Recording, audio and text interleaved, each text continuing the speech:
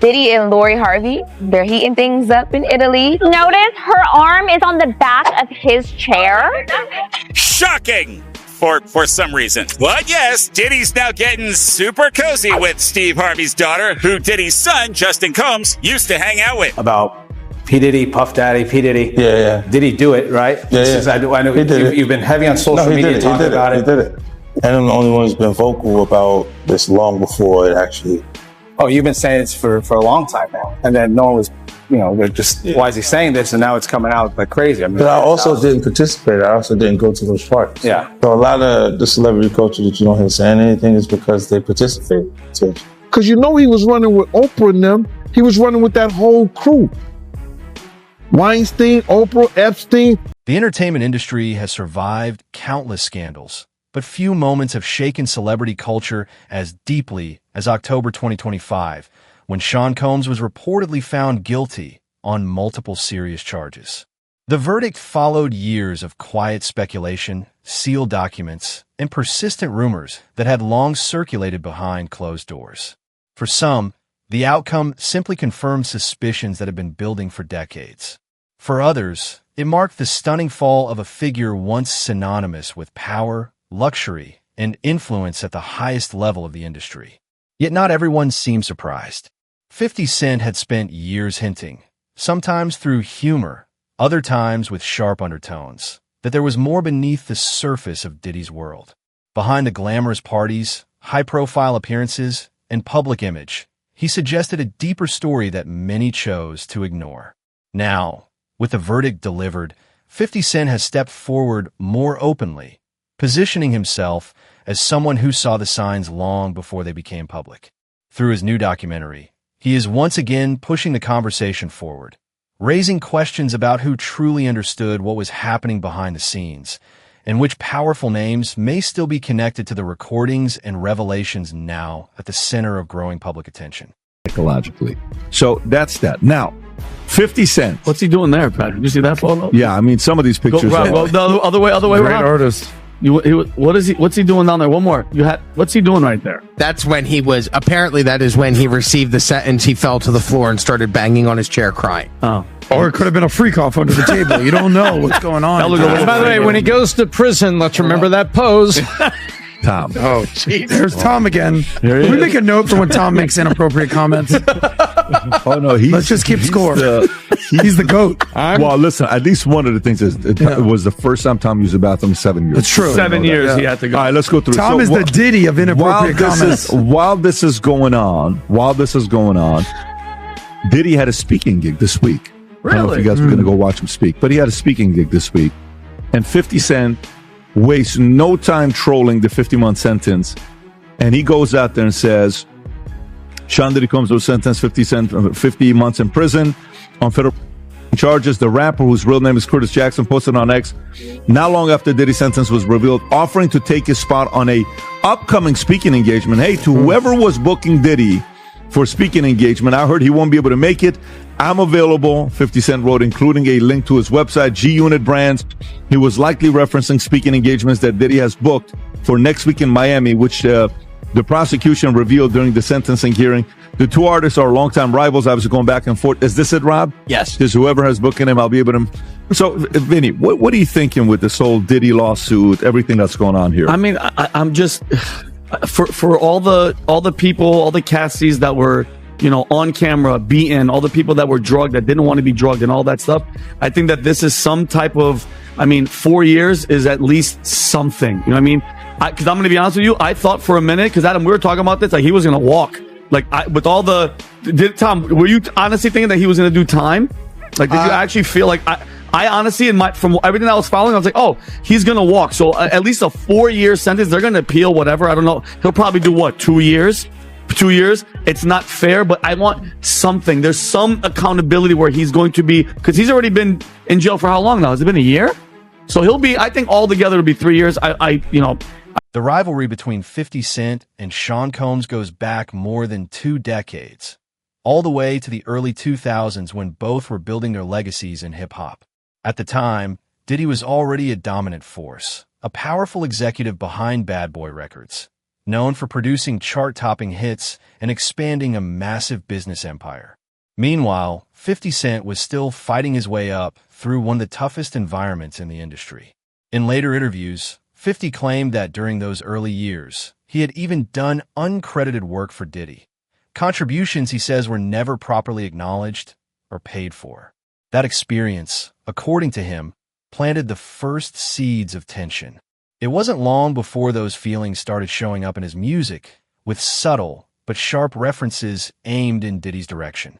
By the time 50 released Get Rich or Die Trying, any chance of a peaceful relationship had largely disappeared.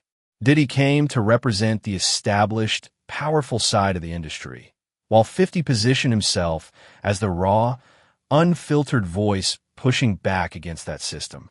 Their rivalry quickly became one of the defining narratives in hip-hop, driven not just by competition and ego, but by 50's long-standing belief that there was more happening behind Diddy's polished public image than people were willing to see, a suspicion he continued to raise whenever new controversy surfaced. You have something huge coming up, which is a documentary about P. Diddy, Puff Daddy, P. Diddy. Yeah. Did he do it, right? I know you've been heavy on social media talking about it. He did it. And I'm the only one who's been vocal about this long before it actually. Oh, you've been saying this for a long time now. And then no one was, they're just, why is he saying this? And now it's coming out like crazy. I mean, but I also didn't participate. I also didn't go to those parties. Yeah. So a lot of the celebrity culture that you don't hear saying anything is because they participated to a degree. Was there a reason you never went to those parties back in the day? Obviously, I know what was going on there, but is there a reason you never did? I'm just not with all that freaky. All of the stuff that he's doing, I'm not into that type of stuff. I'm just a little more, maybe you could say basic or normal. You go to the 90s and Keefe D said he paid him to kill Tupac. Yeah. So look, with the craziest accusations, you had TMZ created a docuseries that went to Tubi, but the series is saying the downfall of Diddy. You're one of the first persons in entertainment to really call out people and kind of have that authority in that, to be able to call people out. I mean, which is pretty amazing. You're kind of, in some ways, draining the swamp of Hollywood. Yeah, I don't have a support system. I don't have a support system of a peer group of artists that I require to do what I'm doing. I've had to be on my own from the beginning. So I don't necessarily have a responsibility to behave a certain way, according to them. And look, if I didn't have an award-winning director doing it, if I hadn't put the right people in place to produce it properly, I wouldn't understand why they would. By 2024, as legal scrutiny around Sean Combs began to intensify, 50 Cent revealed he was developing a docuseries focused on examining the allegations that had followed his longtime rival for years. According to 50, the project wasn't just about headlines or entertainment. It was meant to explore what he described as a long-standing pattern of power operating behind the scenes, raising questions many felt had been ignored. At first, critics brushed it off as another attention-grabbing move, something in line with 50's reputation for bold and provocative promotion. But that perception began to shift in 2025 when Netflix secured the rights to the series. The involvement of a major global platform brought a new level of legitimacy, signaling that the project might carry more depth and substance than many had initially assumed, and turning what once seemed like speculation into a conversation people were starting to take more seriously. Amid the mounting lawsuits against Sean Diddy Combs, Houston rapper 50 Cent announced yesterday that he's the executive producer of a docuseries about the allegations against Combs. The series will also discuss trafficking and racketeering charges Combs is facing. The series is expected to make a premiere on Netflix. He's a rapper, actor, producer, businessman, and the list goes on. 50 Cent has his hands in just about everything and showing no signs of slowing down. We sat down with the multi-hyphenate to discuss his upcoming return to the stage, his current projects, and what's coming in the future, including his docuseries about Diddy. Curtis James Jackson III, also known as 50 Cent. Thank you so much for talking with us Thanks today. for having me. So let's start with 50 Cent, because I read that the name originally was a metaphor for change, Right. and also from a Brooklyn bank robber in the 1980s. Yeah, well, street guy. Yeah. Okay, and so what was that change metaphor that you were thinking about so early on?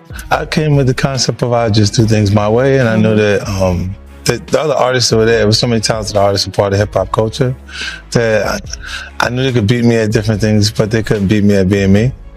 So the idea was to let my presentation be as much like my experience as possible.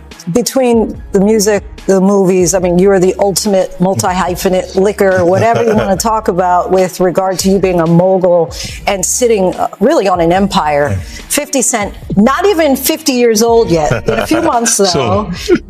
Did you expect this much so soon?